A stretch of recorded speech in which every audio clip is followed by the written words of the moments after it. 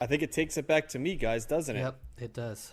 We've got Ace of Base, the sign. In the montage, you're going to hear this is another one like Salt and Pepper. You got to pick the hits. So Yep. we're going to go with All That She Wants in the montage, and let's go with Don't Turn Around as the song you're hearing right now. Don't turn around, 'cause you're gonna see my heart breaking. Don't turn around, I don't want you seeing me cry. Just walk away, tell me about that you're leaving. I'm letting you go. All right, Matt, give me the numbers. So Ace of Bases, the sign, comes in at number number 776 in the 1990s on Best Ever Albums, number 83 in 1993, and number 4,472 of all time. It's Ace of Base's highest rated album on Best Ever Albums. Did not make Rolling Stone's list, and Ace of Base is ranked number 2,783 of overall artist rankings on Best Ever Albums. All right. So Ace of Base from Gothenburg, Sweden. Sorry for the pause there, guys. I had muted my microphone. It's going to be this version, the version that recorded the sign, is going to be 3 siblings and 1 other.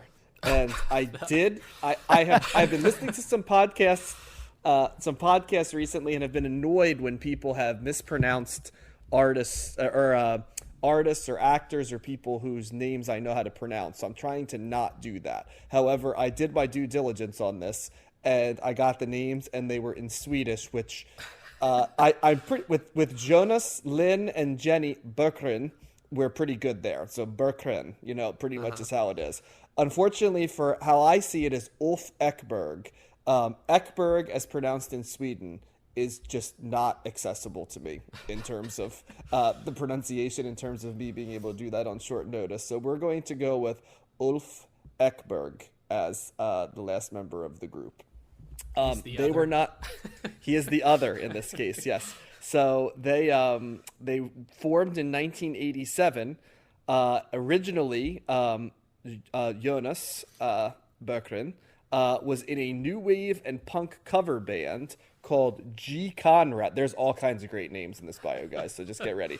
Called G. Conrad, named after the Hungarian author Grigory Conrad. And he formed a band with 2 friends, Johnny Linden and Nicholas Trank, for a school project. But both of them are not in the version of Ace of Base that becomes the version we're covering tonight. So they're there, but so as we go through the origin, just know it starts with those 3. They then add Jonas's sisters, Lynn and Jenny, who are in this version of the band. It is funny how they've got like the ABBA 2 and 2 breakdown, but it's like not 2 couples. It's like a bunch of siblings. So there's that going there too. But more stable that way. So it's 5 members of the group. The new band has several names to start. New Arbat Avenue, which is about an avenue in Moscow, Russia. Not a great name right there. CAD, Computer Aided Disco. Techno Noir. So there's a lot of different ones. That's the club in Terminator.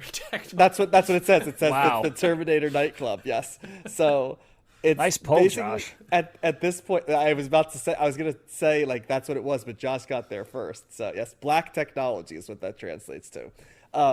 So once they get this 5-piece band, they're touring the clubs of Sweden with their material, and they've moved from new wave and punk to techno-inspired music that also has elements of house and disco in it. That's going to sound familiar for what we listen to. Now, our friend Johnny leaves the group in 1989, and Nicholas also leaves. He leaves by just not coming to a gig when they're going to play a show, and he instead goes to a Rolling Stones concert the same night, just somewhere else. It's like the Fleetwood Mac guy that just went out for coffee and never came back. But he did like a full-on existential. Yeah, he joined the cult and did an existential thing. This guy's just like, I think I'd rather go to the Rolling Stones concert. So instead, Ulf Ekberg, who's there, stands in for Nicholas that night and joins the band. So Jonas and his sisters, and which would have been a funny name for the band, by the way, Jonas and his sisters, and his friend Ulf are there. And now we've got the ace of base that we know. They then decide that the piece that's missing from their sound is sort of a reggae element. So they start combining a little bit of reggae to the sound of the house and the techno and the disco. And they have some Jamaican friends. I don't know how they have Jamaican friends in Sweden because I don't think of that as a thing, but it's there. And the Jamaican friends call the reggae that they're doing, this reggae and pop, they call it China reggae, which I cannot for the life of me figure out why they call it China reggae. But apparently what they were referring to as China reggae, the Jamaican friends, is what becomes the band's trademark sound that we hear on this album. And this album does have a central undercurrent on literally every track of this song. So if you listen to this album, there's a piece that's the same in every track, and that is going to be what they're calling China reggae. So they eventually respond to an ad in a newspaper, and they start working with the record producer, John Ballard. And he says, you're going to need to come up with like a permanent name. They're not only does he not love techno noir, but there's another band called Techno Noir who's local as well. And that band was apparently getting really bad reviews. So there's a lot of reasons why that needs to go. So Ulf is sitting home after a particularly rough New Year's Eve, and he's sitting on the couch and he's watching MTV. And he claims he's watching MTV and Motorhead's video for Ace of Spades comes on. It seems odd that would be on in 1991, right? They weren't exactly playing a lot of Motorhead, but hey, I'm going to run with the story. I don't know how accurate it is, but he saw them. This is like the most Swedish, stereotypical in my mind, Swedish story ever. So if we have any Swedes listening, please know that I probably don't know as much as I should culturally, but just like you guys assume, we're either surfers or cowboys and we eat lots of hamburgers. We have a few of our own stereotypes here, so maybe some of mine on Swedish are here. But he sees the Ace of Spades video, and he says, I like the name Ace of Spades, and I'd like to play around with these words. We are 4 members in this band, so I thought, good, 4 aces, I'll keep the ace. And then I thought of our studio and how it's our base for our sound, and I came up with Ace of Bass.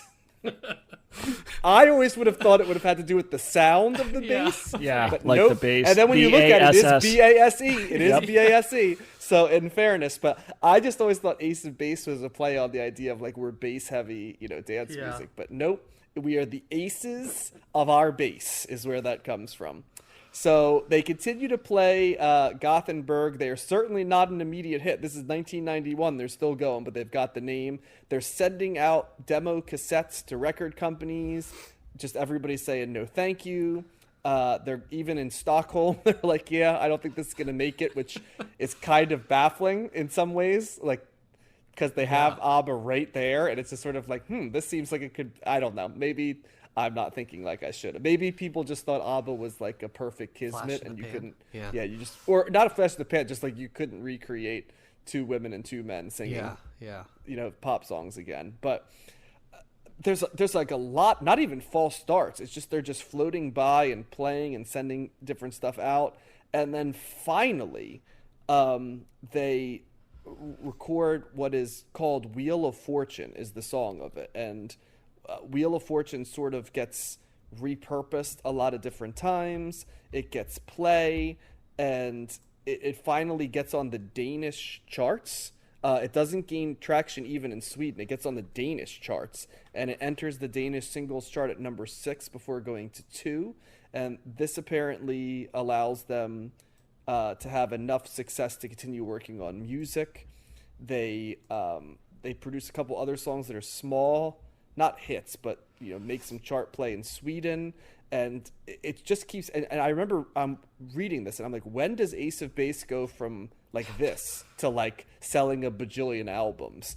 And what ends up happening is they're consistently working on this song called Mr. Ace is the name of the song, and they sent it to a guy named Deniz, Denniz, Pop. P-O-P with the P's capitalized and the O lowercase. So stylized is the name right there. He doesn't love the song Mr. Ace. But as the story goes, the tape got stuck in the cassette player of his car. So this resulted in him having to listen to it a lot because the song is in there, and he decides he likes it after a while. But he lost the band's contact information. So he finally runs into them because this is 1992 and there's no social media or anything. You just, you run into someone. And he invites them into his SWE Mix, SWE Mix studio to re-record the song, and that song eventually gets renamed, and that song gets renamed All That She Wants, and it gets released in August of that year. It climbs to #1 on the Danish charts, and then they do an album called Happy Nation. It's mostly in Denmark, and once again they're killing it in Denmark, but this one actually crosses over to the rest of Scandinavia and even some of Europe, especially All That She Wants gets to #3 on the Swedish charts. It gets to #1 in Germany, and that allows American groups and English outfits to start paying attention to them. In May 1993, All That She Wants goes to the top 10 in the UK for 3 weeks, but they still cannot get a distribution deal in the United States, and pretty much their telling of it is they're being told this band will never work in the United States. It just is not a sound that people in the United States want. Finally, mercifully, after this slog, Clive Davis of Arista Records heard the song. Hilarious. There's just so many great stories with this. Heard the story while he was on vacation on his yacht, and then basically says, I like this. And he says, are they signed? And they say no. And he signs them, gets the record deal. They eventually get All That She Wants by itself to record companies. And I do remember that. I remember hearing that song before the album was available. And All That She Wants in October and November of 1993 gets to #2 on the Billboard Hot 100 and hits #2 in Australia as well. And then that's when they decide to record The Sign, this album. And they literally named the album after one of the songs they were recording, called The Sign. And they distribute it, and amazingly to them, it's an immediate hit, and it remains in the top 3 of the Billboard Top 200 for 26 consecutive weeks. That's crazy. And is nominated for Best Pop Album at the 95 Grammys, and ends up being one of the highest-selling debut albums in the history of the United States charts. Wow. So there you Fantastic. go. So that is the story of Ace of Base. They would go on to record one other album together with it's called The Bridge, that has probably the song you'd know from that is the song Beautiful Life.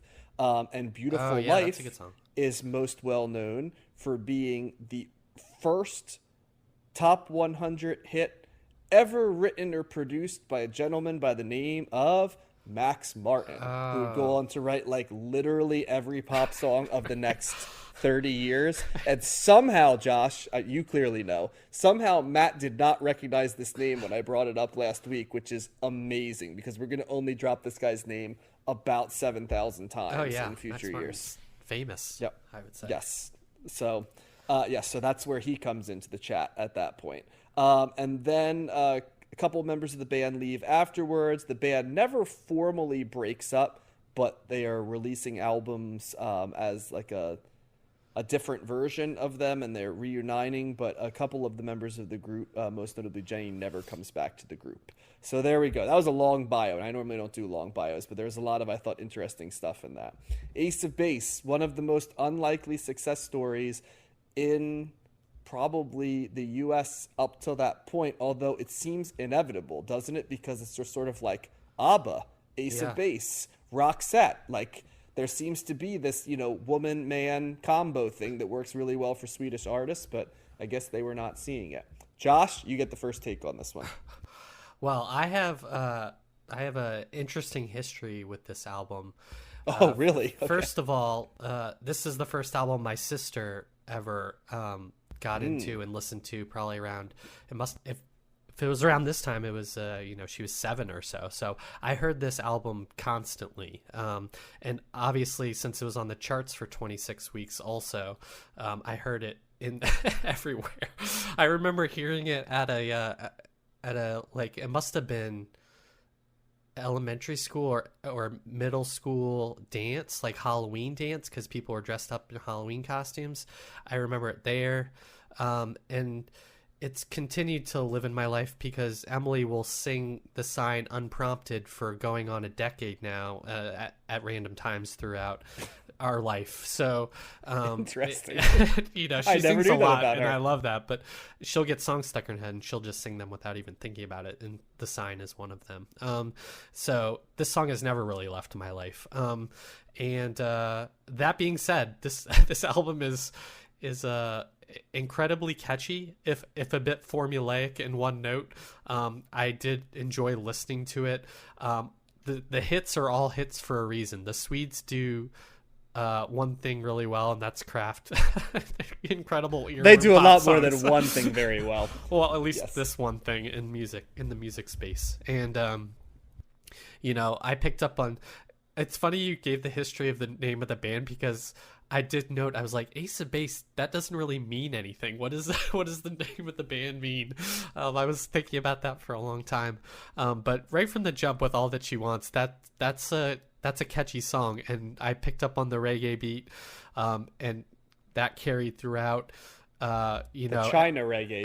The China reggae. Does that mean Do it's you- like fragile, like So- China dishes? Or Well, no, it's supposed to be the combination of pop, house, and reggae.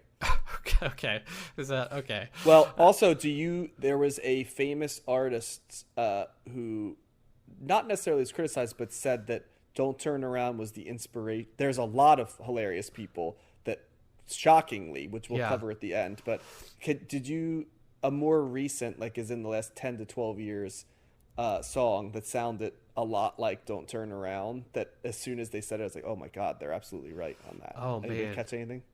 I can't think of it now, but Alejandro by Lady Gaga. oh, okay. Yeah, sing that one to yourself and you'll see Yeah. it. It's like, yeah, okay. She said that this album was a huge influence on the Fame Monster. by the Oh, way. interesting.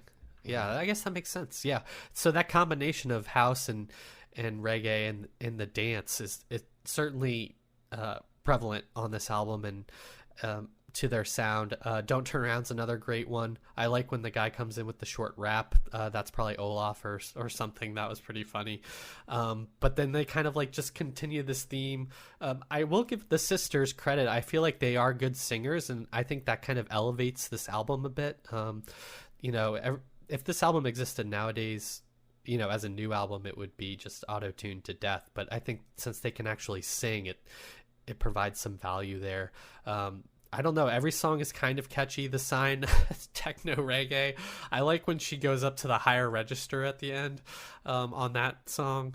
I guess that's like the final chorus or final part of the song. But since Can I sing the rap part real quick, Yeah, just for go those for that don't it. know? It's very quick. It's, as he walks away, he feels the pain getting strong. People in your life, they don't know what's going on. Too proud to turn around. He's gone. There you go. That's the rap part. Mhm. But the Eurobeat kind of model comes through, and throughout the album.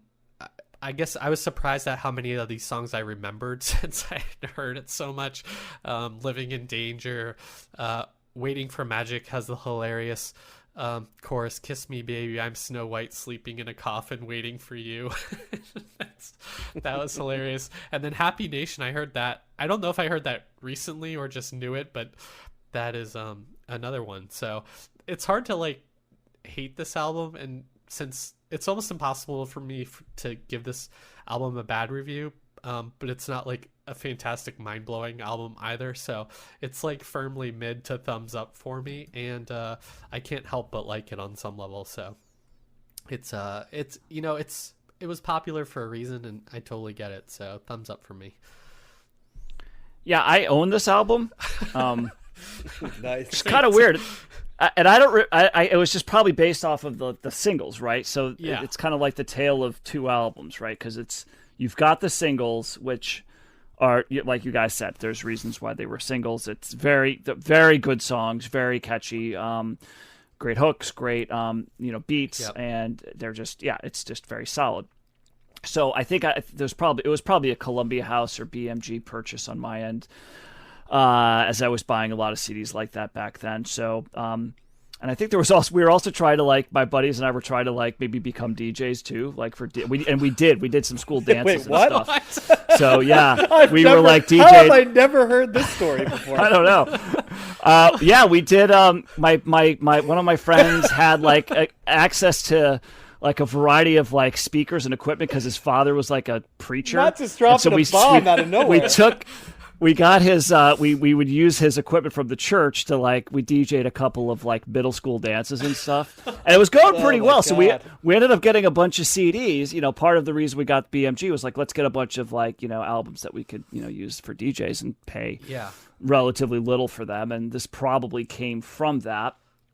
How long? And then did we you guys eventually do this got- for? Not long, because my friend Brian got us banned because he played like an unedited like Dre song or something, because some eighth grade, we were like in 10th grade and some 8th grade girl asked him for it, and so he's like, yeah, I'll play it. So he played it. It's dropping F-bombs and stuff, so we got banned from the middle school dances because and I wasn't even there. I was at a swim meet. It was like I didn't even get a chance to like interject. So our DJ career was my I can't believe God. I never told you guys that. Yeah.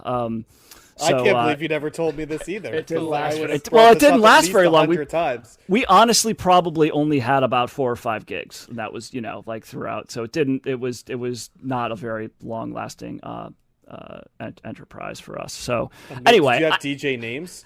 no. All right, maybe no. we'll have to do this as a separate episode because there's so We many should have. questions I have. But go ahead. No, Ace, we were please, I'm we were sorry. trying to kick around ideas for what our DJ name, but we never really came up with But one. I what don't were know the if I other recall. ones doing while the one DJ was working? Like, why do you need like 4 people to be a DJ? Crowd work. Oh no, that's a good question, Josh. Yeah, well, you're hanging back there and you're talking, and then somebody has an idea, so you're just like four. There's like 4 of us doing I it, see. so you're right. You probably don't need that many people to do it. So, but we were buddies, and we just Yeah. They probably needed that many people to keep the vag away, Josh. With that much.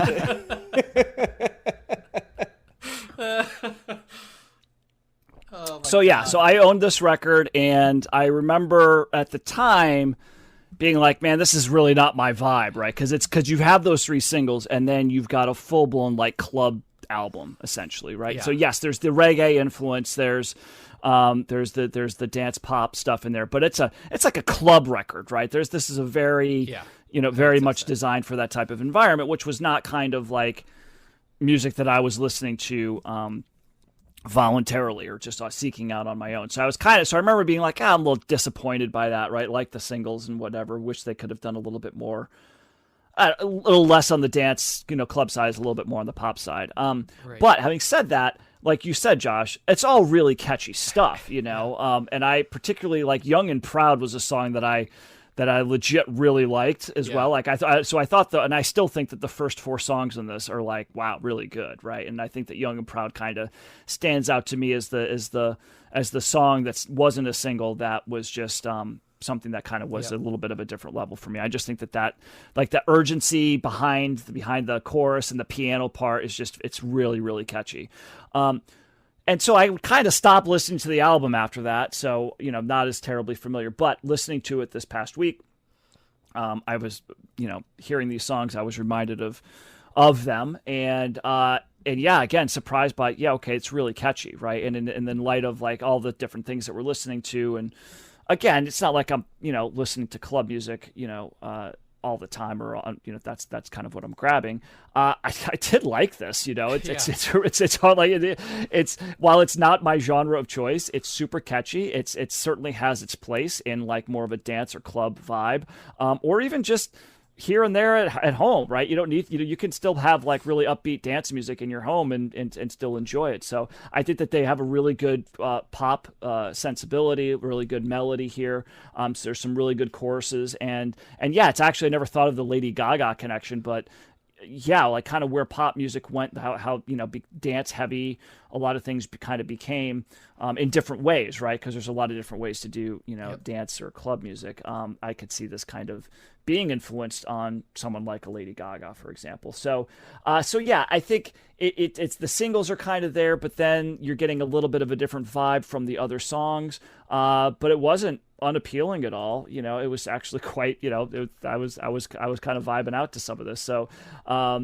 the reggae vibe is definitely there. It's not like I didn't notice that before, but it just stood out way more this time around. That I'm like, holy crap! Every song is they're like really leaning into that offbeat emphasis, that with the reggae sound. So I picked up more on that, and I wondered why I didn't pick up more on that before, because it is all over the place here. It's very, very clear that is an influence for them, the reggaeton kind of vibe. So I'd go thumbs up on it. I did enjoy it. It's super catchy. It's got a lot of elements of pop sensibility that I like. It's just done in a way that's not something that I usually gravitate towards, but that's okay. It's a solid record.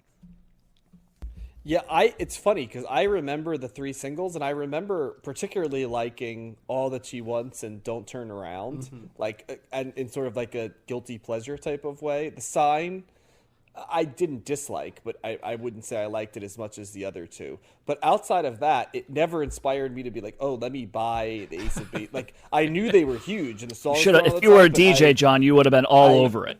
I had no relationship with the album, so it was kind of interesting. Yeah. So I'm like, oh, I guess this is one of the few albums that has existed where I'm like, this was a big album, and I'm kind of shocked I've never listened to this. But Combing the Stacks, we're gonna listen to this album. So it's interesting because when I was doing the legacy page, right, for this album, I said, Lady Gaga said it was hugely influential for her, as did Katy Perry.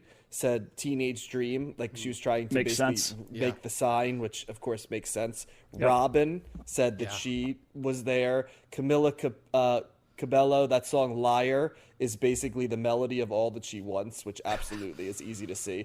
But also what I thought interesting, the Mountain Goats have covered The Sign for 30 years as part of their track. That's funny. Beck did a thing where he had Beck's Record Club where he was going to cover 8 total albums. And the first was The Velvet Underground. The second was In Excess, Kick. Third was Leonard Cohen, right? And then The Sign by Ace of Base was going to be one of the albums he was going to cover, which is just fascinating, but it never got around to it. Yeah. Tegan and Sarah have said that this was a highly influential album on them. Yeah. Yep. So they're kind of their DNA is all over the place. With so then the album starts and you've got All That She Wants. It's yep, got this, still good. Don't Turn Around, yep, there. And then you're right. Young and Proud comes on, and I'm like.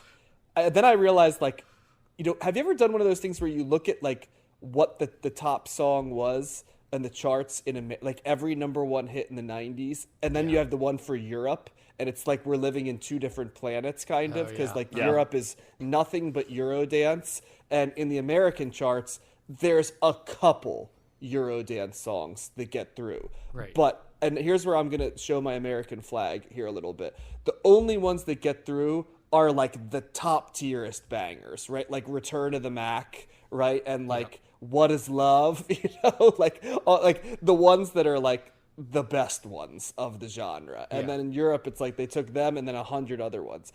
But then you've got this, and it's here we go. Here's our Euro trash dance, right here. Here is what it was for America. We needed it to kind of sound like ABBA and have Euro trash and that reggae element seemed to be the big piece of it. But Young and Proud was super catchy. I'm well, this is a big dumb catchy song, but I like it. And then you're also laughing because all the lyrics are very well spoken English, but the type of literal English that someone from Europe would use, right? Then The Sign comes on, you're that's big. And then fucking Living in Danger came in, and I lost it because it's got this Egyptian beat, and it's got this incredibly fucking earwormy, Yeah. like production where the guy like does like a half rap talk type deal where it's like like it's like a synthesized like Sort of radio. you know, and that so you've got the saccharine like we be living in danger, and then the guy like and then you're just like, what is this shit, and like why is this stuck in my freaking head right here? And like I couldn't tell if I liked it or didn't like it, but I know that it was stuck in my head. I'm like, all right. So then Dancer in a Daydream comes in. And Dancer in it, like this is a wild ride at this point, you know, because I'm just like, there's some tracks in here that I thought were gonna be pissers. Then I like went to a rave. Dancer in a Daydream is like straight out of like Euro house music. I'm like, all right, this is kind of what I expected the rest of it to be. Then like Wheel of Fortune comes in, and I'm like, what is this? This is like sort of like it's like a pop song from like 15 years in the future. It absolutely sounds like a song that could have been released in like the mid 2000s, right? And definitely has elements of what would, even though he's not on it, it's got elements of that like Max Martin sound on it for sure. And the, you know, the math rocky stuff, but with the saccharine lyrics. And goddamn, that song was catchy as hell too. And then after I listened to this a couple times, I'm like, I think I have to say I like this album. Yeah. Because songs like this can't get stuck in my head. So, and I wasn't actively fighting liking the album. I just was laughing to myself. And I'm like, this is, on one hand, it's ridiculous, this album. And on the other hand, it's ridiculously catchy.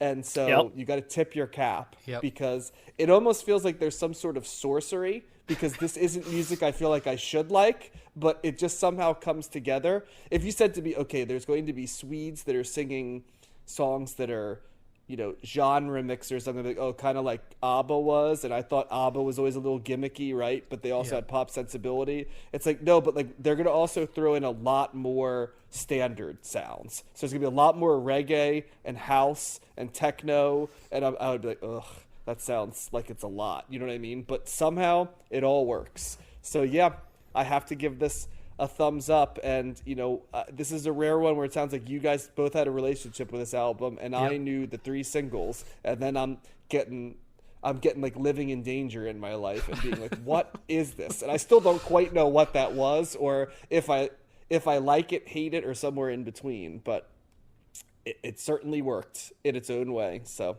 thumbs up. Yep.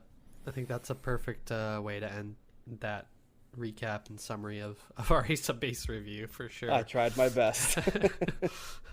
All right. We're down to our